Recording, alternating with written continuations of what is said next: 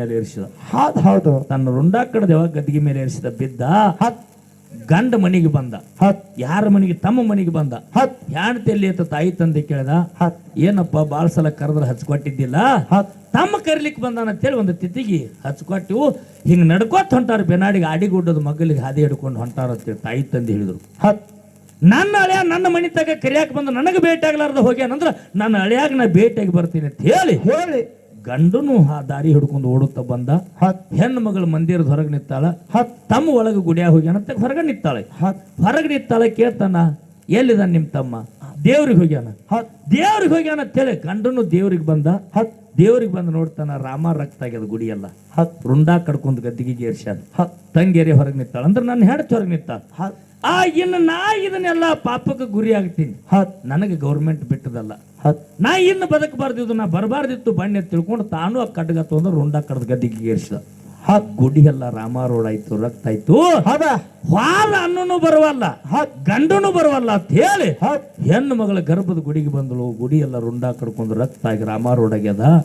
ಅವಾಗ ದೇವಿಗೆತ್ತ, ದೇವಿ ಕೆಟ್ಟ ಹೆಸರಿನ ನನಗೆ ಬರ್ತೀನಿ, ಈ ಕೆಟ್ಟ ಹೆಸರು ಬೇಡ, ಅದ್ ಕಡ್ಗ ಹಿಡಿದು ನಾನು ರುಂಡಾ ಕಡ್ಕೋತೀನಿ. ಕಡ್ಗ ಹಿಡಿದು ದೇವಿ ಪ್ರತ್ಯಕ್ಷ ಆಗತ್ತ. ರುಂಡ ಹಿಡಿದು ಕಡ್ಕೋಬೇಡ, ಕಡ್ಗ ಹಿಡಿದು ರುಂಡ ಕಡ್ಕೋಬೇಡ. ಸತ್ವ ಪರೀಕ್ಷೆ ನಡೆದ. ಈ ಸತ್ವ ಪರೀಕ್ಷೆ ನಡೆದ ಅಂದ್ರ ನಿನ್ನ ಗಂಡನ ನಿನ್ನ ಅಣ್ಣನ ಜೀವ ಮಾಡಿ ಕೊಡ್ತೀನಿ, ಅವ್ರ ರುಂಡ ಜೋಡ್ಸತ್ತ ದೇವಿ ಅಂದ್ರು. ನೋಡ್ರಿ, ಒಂದು ಪ್ರಾಣ ಹೋಗ್ಯದ.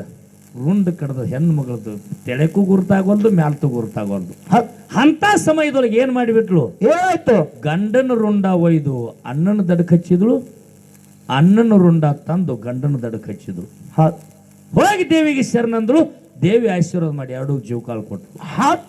ಅವಾಗ ಮ್ಯಾಲ ರುಂಡ ನೋಡ್ತಾಳ, ಗಂಡಂದೈತಿ. ತೆಳಗ ದಡ ನೋಡ್ತಾಳ, ಅಣ್ಣಂದೈತಿ.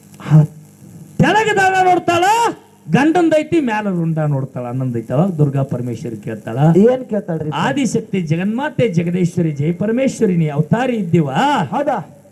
ಮುಖ ಗಂಡಂದೈತಿ, ದೇಹ ತಮ್ಮಂದೈತಿ. ದೇಹ ಗಂಡಂದೈತಿ, ಮುಖ ಅಣ್ಣಂದೈತಿ. ಜೀವಾರಿ ಕೊಟ್ಟಿ ನಾ ರುಂಡ ದಂಡ ಜೋಡಿಸಿದಕ್ಕಾಗಿ ಜೀವ ಕೊಟ್ಟಿ.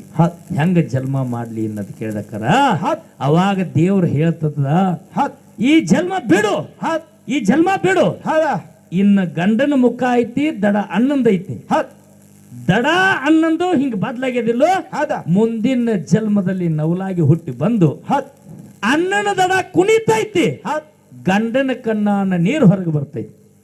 ಅನ್ನನ ದಡ ಕುಣಿತೈತಿ, ಗಂಡನ ಕಣ್ಣಾಗಿ ನೀರು ಹೊರಗೆ ಬರ್ತೈತಿ.